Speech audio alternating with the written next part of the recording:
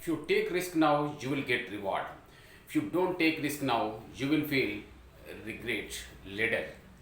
ఒక అడవిలో ఒక చిరుతపులి చెట్టు పైన కూర్చొని అదే చెట్టు కింద ఉన్న అడవి పందుల గుంపుని చాలా జాగ్రత్తగా గమనిస్తుంది. అదే చెట్టు కింద ఆ అడవి పందులు గడ్డి మేస్తున్నాయి. అందులో ఒక 4 మగ అడవి పందులు, మరికొన్ని ఆడవి, మరికొన్ని చిన్నపిల్లలు కూడా ఉన్నాయి. అందులో 4 అడవి పందులు చిరుతపులి కంటే 4-5 రెట్లు లావుగా, బలంగా, చాలా శక్తివంతంగా కూడా ఉన్నాయి. వాటి బలంతో కనుక ఆ చెట్టును ఒకేసారి గుద్దితే ఆ చిరుతపులి కింద పడిపోయి ప్రాణాలు విడివడం ఖాయం. వాస్తవానికి చెప్పాలంటే ఆ చిరుతపులి ఈ అడవి పందుల గుంపు వెంట పడితేనే, తరిమితేనే ఆ చిరుతపులి పారిపోయి చెట్టెక్కి కూర్చుంది.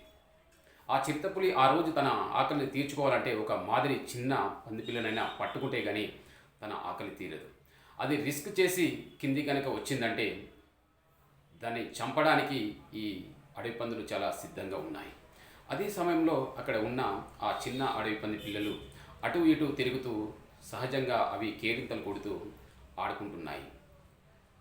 అటువైపు ఇక్కడ ఉన్న ఈ పెద్ద అడవి పందులు చూస్తుండగానే ఆ గ్యాప్లో చిరుతపులి కిందకు దూకేసి అక్కడ ఉన్న ఒక మాదిరి అడవి పంది పిల్లను తన నోట కరుచుకొని అదే చెట్టుపైకి ఎక్కి కూర్చుంది. ఇదంతా చకాచక క్షణాల్లో జరిగిపోయింది.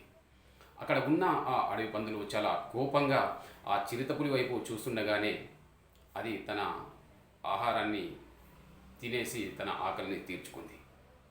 ఇక్కడ ఆ చిరుతపులి ప్రాణహాని ఉందని తెలిసినా కూడా కిందికి దిగి ఉండకపోతే తన ఆహారాన్ని సంపాదించుకొని ఉండేది కాదు, తన ఆకలిని కూడా తీర్చుకొని ఉండేది కాదు కదా.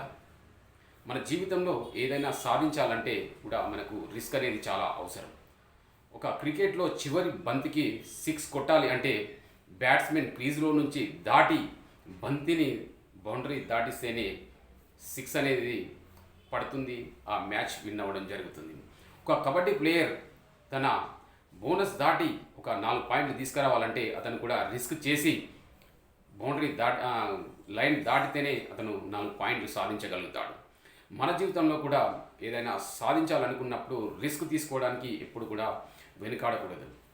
అది ఎగ్జామ్స్లో కావచ్చు, స్టేజ్ పైన మాట్లాడడానికి కావచ్చు, బిజినెస్ చేయడానికి కావచ్చు.